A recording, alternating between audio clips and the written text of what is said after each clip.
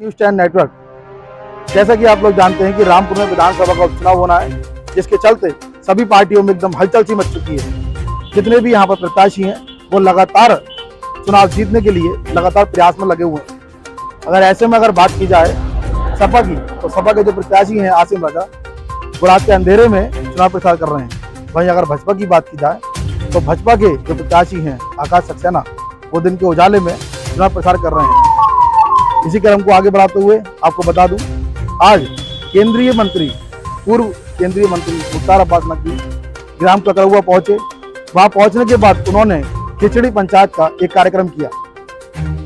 पंचायत ये कार्यक्रम करने के बाद एक जनसभा को उन्होंने संबोधित किया।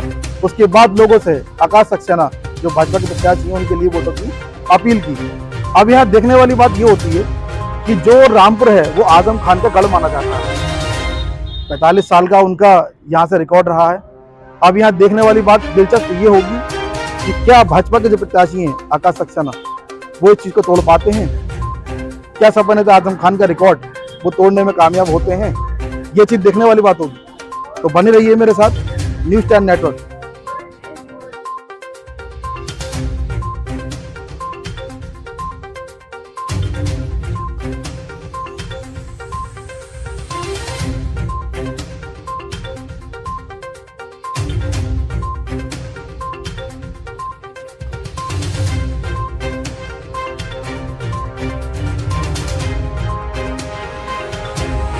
ये वोटों की ठेकेदारी नहीं बल्कि विकास में भागीदारी के लिए है।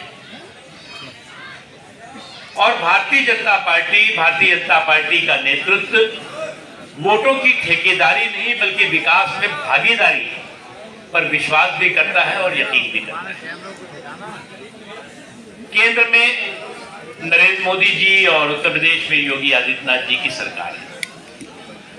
इस सरकार ने आम लोगों को बिना भेदभाव के,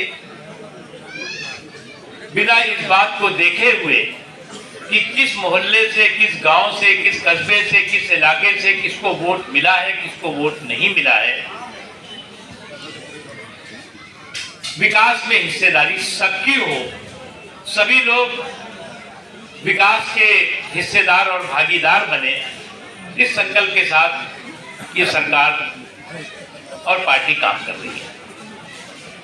आज रामपुर में एक के बाद एक चुनाव हो रहे हैं। अभी हमारे घनश्याम लोधी जी को आपने आशीर्वाद देकर के लोकसभा में पहुंचाया और भारतीय जनता पार्टी के कमल के निशान पर को पूरे हिंदुस्तान में सम्मान दिलाया। अब जो है वो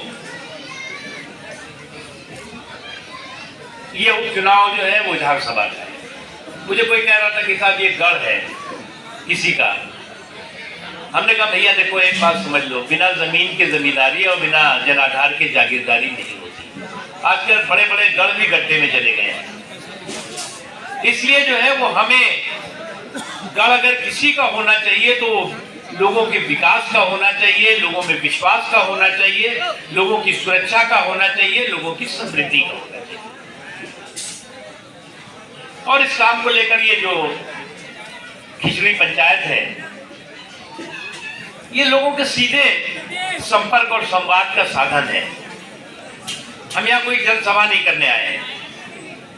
हम कोई जो है वो हजारों लोगों के जनसभा को संबोधित भी नहीं कर रहे हैं। हम यहाँ जो सैकड़ों की संख्या में गांव के लोग हैं, यहाँ पर ककरौआ गांव अपने आप में बहुत महत्वपूर्ण गांव है, ऐतिहासिक गांव है। समाज के सभी वर्गों के, हिंदू भी रहते हैं, मुसलमान भी रहते हैं, दलित भी रहते हैं, पिछड़े भी रहते हैं। और आज संविधान दिवस है। बाबा साहब भीमराव अंबेडकर ने जिस संविधान का निर्माण किया था वो आज संविधान दिवस है। और इस संविधान के दिन, संविधान दिवस के दिन, लोकतंत्र और लोकतांत्रिक मूल्यों की मर्यादा और रक्षा हम सबका संकल्प भी है और हम सबका लक्ष्य भी होना चाहिए। और ये चुनाव कोई कई लोग कहते हैं कि साहब यहाँ पर ये वोटों का समीकरण है, ये वोटों का समीकरण है, ये जाति के हैं, यहाँ पे इस धर्म के हैं, इस मैं तो देख रहा हूँ कि सारा ये समीकरण और सारा ये जातियों, धर्मों, वोटों की ठेकेदारी, वोटों की जागीरदारी का ये सब सारा मकड़ जाल खत्म हो चुका है। अब कुछ लोग जरूर है इनकी आदत रही है कि शेर के फोटो पर तीर चला करके तीर मारखा बनते थे। भाई शेर का फोटो लगा दिया, उसमें तीर चला रहे हैं, कहना हम सब तीर मारखा है, 30 मारखा नहीं, तीर मारखा। अब ऐसे तीर मारखाओं का हश्र क्या हुआ है उसको कहने की जरूरत नहीं है। इसलिए हमें एक बात सबको समझना चाहिए कि कभी भी जो है वो बदले की सियासत नहीं, बल्कि बेहतरी की ये संकल्प और सोच के साथ काम करना। हमें बदले की सियासत जो लोग करते हैं उनका हश्र क्या होता है उसे कहने की जरूरत नहीं। और आज जो है वो देश में एक बदलाव आया है, बहुत बड़ा परिवर्तन है, और उस परिवर्तन में आपकी हिस्सेदारी, भागीदारी इस खिचड़ी पंचायत के माध्यम से सुनिश्चित होगी और होनी चाहिए। 5 तारीख को जो वोट पड़ेगा इस गांव से, एक तरफा वोट विकास के लिए, विश्वास के लिए, सुरक्षा के लिए, समृद्धि के लिए पड़ना चाहिए। और मुझे पूरा यकीन है कि हम लोग यहाँ पर आए हैं, इतने बड़े बड़े प्रमुख लोग आपसे, आपके पास जो है वो दामन फैला करके और अपनी झोली में वोट मांगने के लिए, भारतीय जनता पार्टी के उम्मीदवार आकाश सक्सेना जी के लिए वोट मांगने के लिए आए हैं।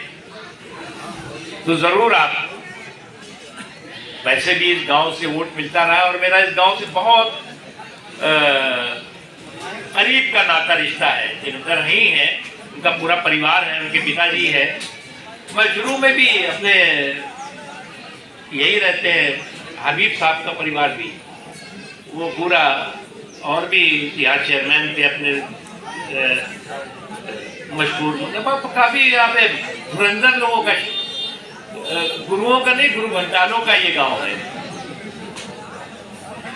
तो इन गुरु घंटालों के गांव से जो है वो भारतीय जनता पार्टी को जो है गुरु दक्षिणा मिलनी चाहिए। बहुत बहुत धन्यवाद, बहुत बहुत शुक्रिया।